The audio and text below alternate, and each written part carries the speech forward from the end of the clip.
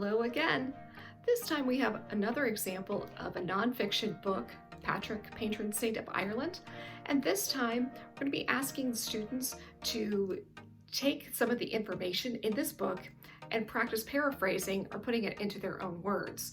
So what we have is a nice handout for you to give to your students. And again, this video, you may choose to view it yourself, get the ideas, get the gist, and then go ahead and present it to your students. Or you may choose to go ahead and just share the video with your students or your children at home and present the ideas that way. Either way is perfectly fine, but come along and we're going to have students then practice paraphrasing using Patrick, Patron Saint of Ireland. Now that you've read the book Patrick, Patron Saint of Ireland by Tommy DePaula, what you're going to be asked to do is try to remember different facts from the story to fill out your handout over here. So the first thing we're going to do is we're going to try to find 4 facts about St. Patrick and his life, or remember those 4 facts from the story. And if you need help remembering, you can always go back to the video, pause it, and then write down what you remember. And the other thing we're going to look for is an example of one of the legends that has been told about St. Patrick, which is also found in the story. Let's get started first with one of the facts. Now, important thing to remember when we are writing down facts is that we never want to copy directly from the text. We always want to make sure that we're using our own words. So if I open up here on the very first page and read, many years ago, during the time of the Christian Roman Empire, there lived a boy named Patrick. He lived with his noble family in Britain near the Irish Sea. What I can do is I want to use some of this information and write it in my first box here for my fact number 1.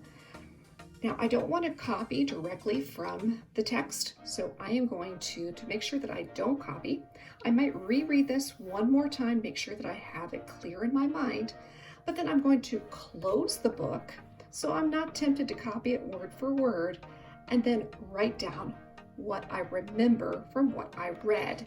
Okay, so to read it one more time, many years ago, during the time of the Christian Roman Empire, there lived a boy named Patrick. He lived with his noble family in Britain near the Irish Sea. So maybe I could write, and again, I'm closing the book, so I'm not tempted to write word for word, but I'm going to write down in my own words. So I could say Patrick lived in Britain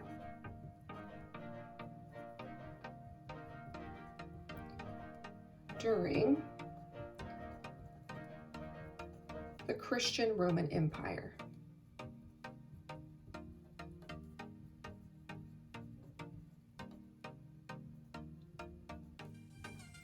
Okay, so again, I got my ideas from the story, but I'm not copying word for word.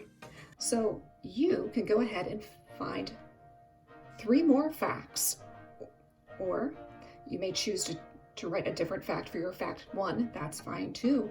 There are plenty of facts to be found in the story. So after you write your facts, you're going to go to the back of the book and we're going to look for the examples of the legends. Now, the legends start here at the end of the story. There are many legends about St. Patrick. Here are a few of them. So again, I'm going to reread to refresh my memory, or go to that portion of the video and refresh my memory of what it was all about. So in this example, St. Patrick and the snakes. Some people say there are no snakes in Ireland because St. Patrick drove them out, just as he had driven out sin. Patrick got rid of the snakes by beating a drum hard and fast. The snakes couldn't stand the noise, so they slithered into the sea. Okay, so I'm going to, again, I might read that once, I might read that more than once, just so I get the idea in my mind, but then I'm going to close the book, and I'm going to make sure to use my own words. So in my legend box, I'm going to say a legend says that Patrick beat a drum and drove all of the snakes into the sea. So again, putting it into my own words. Now it's your turn. Go ahead and fill in your worksheet here with 4 facts and 1 example of one of the legends told about St. Patrick. Happy writing!